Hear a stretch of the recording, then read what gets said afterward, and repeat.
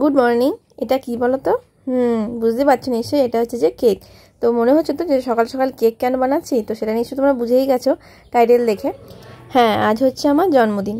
তো এর আগে কোনোদিনও জন্মদিনে আমি কোনো ভিডিও বা ব্লগ করিনি, তো এটাও জন্মদিনের ভিডিও করার জন্য ভিডিওটা স্টার্ট করিনি, আমি একটা শর্টস বানানোর জন্য এই কেকের ভিডিওটা করছিলাম। তোমাদেরকে বলেছিলাম যে আমি বাড়ি যাব, মানে একা বাড়ি যাব, বিকাশ এখানে থাকবে। তো তার জন্য ভাবলাম যে এখানে কেক একটু বানিয়ে দিয়ে যাই, ও খেতেও পারবে। তো সেই জন্যই একটু কেক বানিয়ে দিয়ে যাচ্ছিলাম আর কি। তো দেখো বিকেলবেলায় হঠাৎ করেই দেখি ওর আজকে অফিস ছিল, মানে ছুটি ছিল না, তো অফিস গেছিলো। আর বিকেলে মানে সন্ধ্যেবেলায় ফেরার সময় দেখি যেরকম বেলুন টেলুন নিয়ে চলে এসছে। আমি বলি আমি কি বাচ্চা যে বেলুন ফুলিয়ে জন্মদিন পালন করবো? বলে না, একটু করি। বলে এইরকম দেখো এই হ্যাপি বার্থডে লেখা আর বেলুন, এই যে এখন বেলুন ফোলাতে বসেছে। তো নিয়ে এসছে। তো আমি সত্যি কথা বলতে কি এরা কোনোদিনও নিজের জন্মদিনের কোনোদিনও ভিডিও করিনি বা ছবি তুলেছি, কিন্তু কোথাও কোনোদিনও পোস্ট করিনি। মাও করতো, পাঁচ তরকারি পাঁচ ভাত এসব করতো, রান্নাবান্না করতো অনেক কিছু। তো জাস্ট ছবি তুলতাম কিন্তু পোস্ট করিনি। আমার কীরকম একটা লাগতো যে নিজের জন্মদিনে নিজেই পোস্ট করবো। তো যাই হোক, তো আজকে বললো যে না তুমি ভিডিও করো। আমি বলে আচ্ছা ঠিক আছে, তাই ভিডিও করি। বলে এই যে এখন সাজাচ্ছে, আর এই হচ্ছে যে কেক। তো আমার কথা হচ্ছে যে কেক যখন কাটবই, তো কেটে ফেলে তো জিনিসটা চলে গেল, তো তার আগে ভালো করে ছবি আর মানে ভিডিও যেন করে রাখা হয়, যাতে ওইটাই এখন করছি আর কি, লাইট অফ করে অন করে সব রকম করে। আর দেখো এই হচ্ছে যে ডেকোরেশন, আর এই হচ্ছে যে কেক। তো চলো এবারে কেকটা কাটবো। আর দেখো এখানে যে মোমবাতিটা আছে না, কি সুন্দর কি কিউট। আমি না প্রথমে বুঝতেই পারিনি যে ওটা মোমবাতি বলে, তারপরে দেখলাম যে হ্যাঁ এটা তো মোমবাতি, একটা টেডি বিয়ারের। আমি এরকম দেখিনি টেডি বিয়ার মোমবাতি, খুব সুন্দর।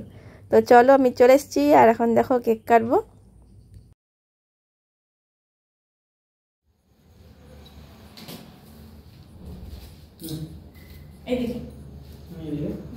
উল্টো দিকে আমি মাথাতে খাবো, তোমাকে খাওয়াতে হবে আমি কাটবো না। আরে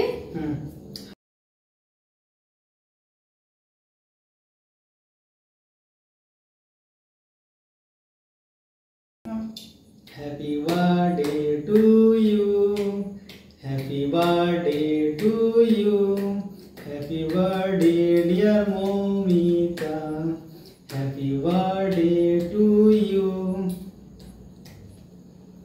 পড়ে যায় কেন? করতে পারছি না আমি। না তুমি খাও, তোমার বার্থডে তুমি খাও। ও বাবা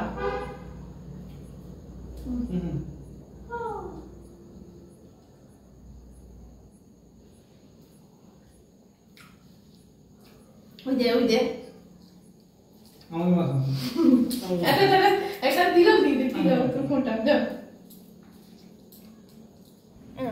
আমাকে কো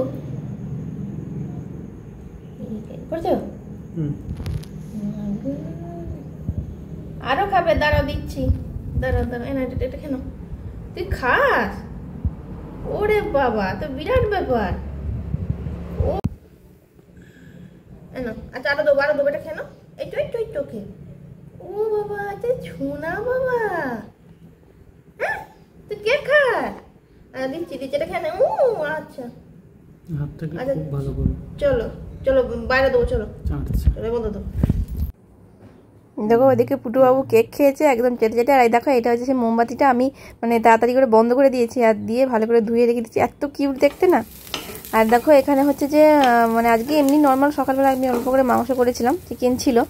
আর জানি রাত্রিবেলা আমি ভাত করবো, তারপরে ও বললো যে না একটুখানি যখন আছে বিনস গাজর টাজর আর চালও আছে, একটু অল্প করে ফ্রাইড রাইস করো না। আর আসলে যেহেতু কালকে বাড়ি যাব, তো একটু তাড়াতাড়ি সকাল মানে ঘুম থেকে উঠতে হবে, তো সেই জন্যে আমি ভাবলাম যে বেশি কিছু আর করবো না। বলে আচ্ছা ঠিক আছে একটু ফ্রাইড রাইস করে নেওয়া হোক বলতে। আর এই যে ফ্রাইড রাইস আর মাংসটা আমি করেছিলাম একটু মানে অন্যরকমভাবে, একটু সয়া সসটা দিয়ে করেছিলাম যাতে এর সঙ্গে ভালোই মানে ম্যাচ হয়ে যাবে। তো যাই হোক, তো এই হচ্ছে যে আজকে ফ্রাইড রাইস আর চিকেন কষা।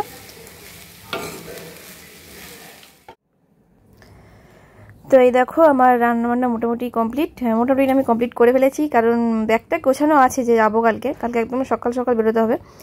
তো চলো জন্মদিনের একটা ছোট্ট করে ব্লগ করলাম। ব্লগ করার যদিও ইচ্ছা ছিল না, কিন্তু ওই শেষ অবধি হয়ে গেল আর কি। তো যাই হোক, কীরকম লাগলো ব্লগটা অবশ্যই কমেন্টস করে জানিও। আর আজকে মিনি ব্লগটা এখানেই শেষ করছি, দেখা হচ্ছে নেক্সট ব্লগে। আজকের মতো টাটা।